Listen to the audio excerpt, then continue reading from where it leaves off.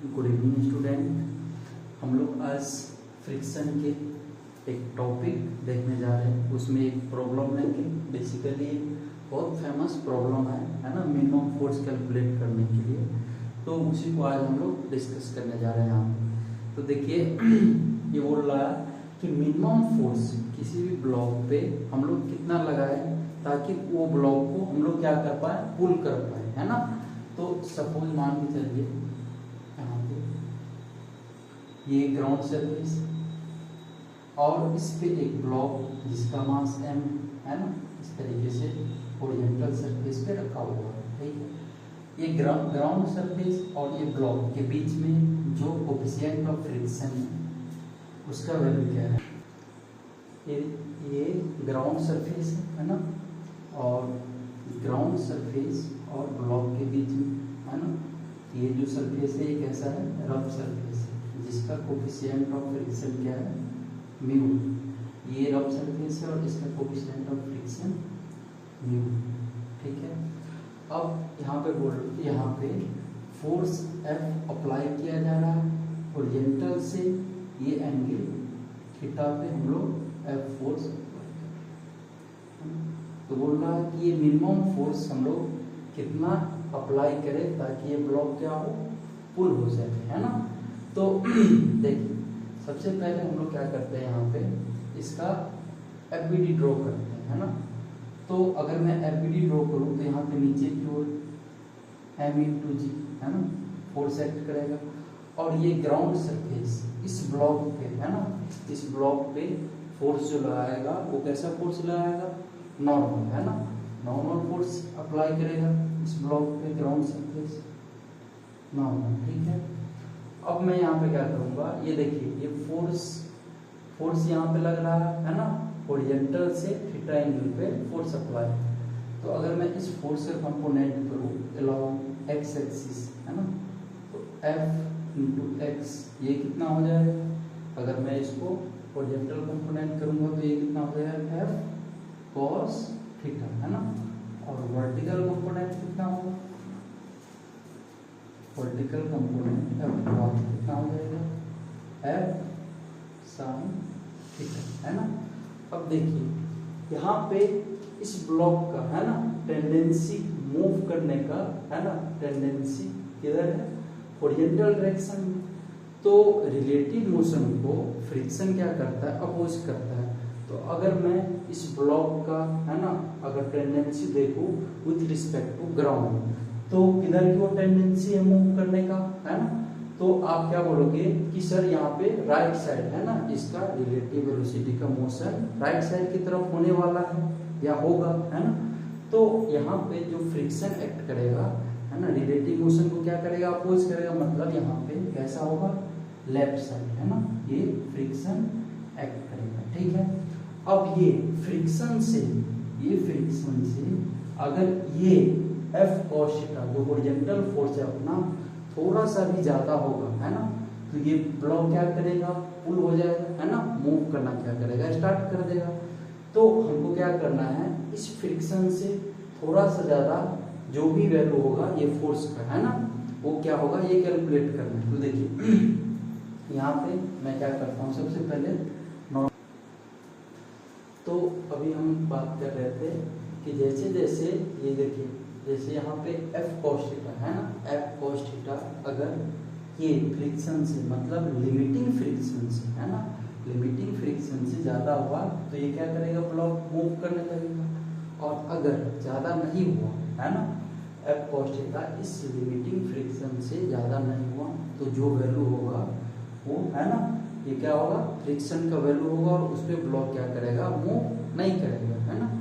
तो हम लोग क्या करते हैं यहाँ पे सबसे पहले नॉर्मल कैलकुलेट करते हैं। तो वाई डायरेक्शन में यहाँ पे ब्लॉक का मूवमेंट तो हो नहीं रहा है ना, तो मैं यहाँ पे क्या बोलूँगा, अगर मैं ऐसा बोलता हूँ समेशन ऑफ वाई डायरेक्शन का नेट फोर्स है ना, net force in y direction equals to 0, है ना, क्योंकि यहाँ पे ये ब्लॉक वाई डायरेक्शन में मूव नहीं करता, ठीक है। तो नेट फोर्स वाई डायरेक्शन में आप लिखिए कितना है, एक तो n है, दूसरा क्या है plus F sin theta upward force को मैं पॉजिटिव लेता हूँ, डाउनवर्ड को नेगेटिव, है ना। तो एफ साइन थीटा और ये डाउनवर्ड कितना है minus m into g equals to कितना 0। तो यहाँ से नॉर्मल का वैल्यू कितना आ जाएगा, नॉर्मल आ जाएगा अपना एम जी माइनस एफ साइन थीटा, ये आ जाएगा नॉर्मल का वैल्यू, ठीक है। अब देखिए यहाँ पे नॉर्मल आ चुका है।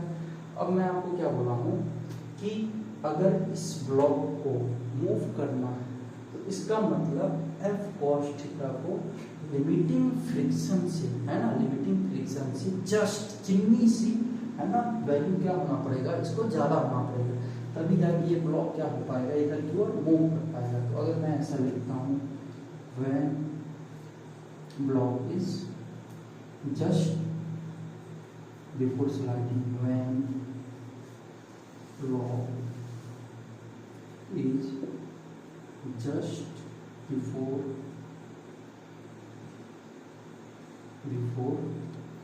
pulling। तो इस कंडीशन में हम ये बात लिख सकते हैं एफ स्टैटिक फ्रिक्शन का maximum equals to f limiting friction equals to क्या बोल सकते हैं हम लोग एफ कॉस थीटा, ये बात बोल सकते हैं। तो अगर मैं यहाँ पे लिमिटिंग फ्रिक्शन लिखता हूँ तो लिमिटिंग फ्रिक्शन कितना होगा, आपको ये बात पता है कि म्यू इंटू नॉर्मल, है ना, ये होता है हमारा लिमिटिंग फ्रिक्शन। तो म्यू इंटू नॉर्मल, नॉर्मल कितना आ गया अपना mu into n equals to कितना आ जाएगा एफ कॉस थीटा, है ना।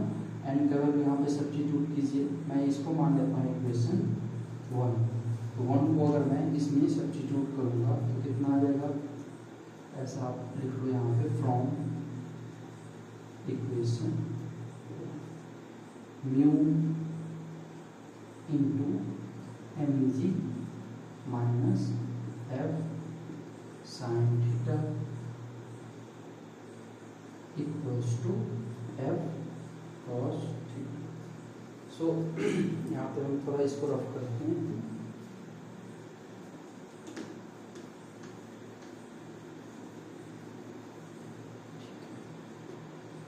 तो यहाँ पे देखिए इसको हम सॉल्व करते हैं, ये कितना हो जाएगा mu m ji minus mu f sine theta equals to F cos theta. अब हम लोग क्या करेंगे, एफ वाले टर्म को एक साइड ले आएंगे, है ना। तो जब इसको एक साथ लाएंगे तो ये कितना हो जाएगा mu m into g equals to, ये आ जाएगा जब इस साइड राइट साइड तो एफ आप कॉमन ले लो, कितना आ जाएगा फिर cos theta plus mu sine theta.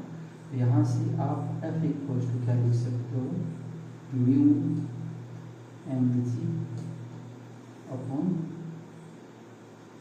cos theta plus mu sine theta, है ना। तो अगर मुझे मिनिमम फोर्स चाहिए, है ना, यहाँ पे देखिए अगर मुझे ये मिनिमम फोर्स चाहिए, इसका मतलब क्या करना पड़ेगा, ये जो डिनोमिनेटर में है ना, इसको क्या करना पड़ेगा, इसको हम लोगों को क्या करना पड़ेगा मैक्सिमम, तभी जाके ये मिनिमम फोर्स आएगा, है ना। तो इसको मैक्सिमम करने के लिए, है ना, हम लोग क्या करेंगे, इसको मान लेते हैं कि एक फंक्शन है जी इंटू थीटा, ठीक है। तो एक तो ये तरीका है कि आप एक इसको फंक्शन मान लीजिए और आप मैक्सिमम मिनिमम की तरफ सॉल्व कर दीजिए और फिर वहां से मैक्सिमम वैल्यू कैलकुलेट कर लीजिए। दूसरा, कभी भी आपको इस तरह का फंक्शन दिखे कॉस थीटा, है ना, जैसे कि इस तरीके से A cos theta plus B sine theta, है ना। तो इसका मैक्सिमा क्या होता है, इसका जो मैक्सिमा आता है रूट अंडर होता है ए स्क्वायर प्लस बी स्क्वायर, है ना। ये जो होता है वैल्यू, ये मैक्सिमम वैल्यू हो जाता है ना।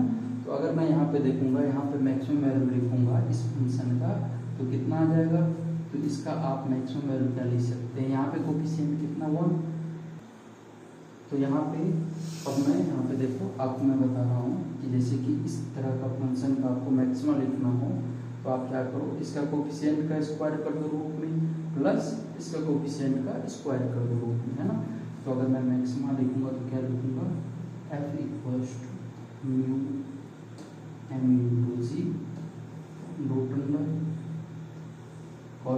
कॉस थीटा वाले का कोफिशिएंट कितना हुआ, तो 1 का स्क्वायर प्लस इधर कितना है म्यू, तो इसका क्या हो जाएगा, ये कितना आ जाएगा mu m g upon root under 1 plus, है ना। तो ये मिनिमम फोर्स होगा जिससे ब्लॉक को आप पुल कर सकते हैं, है ना। आई होप आपको ये बात समझ में आया होगा, है ना। Thank you.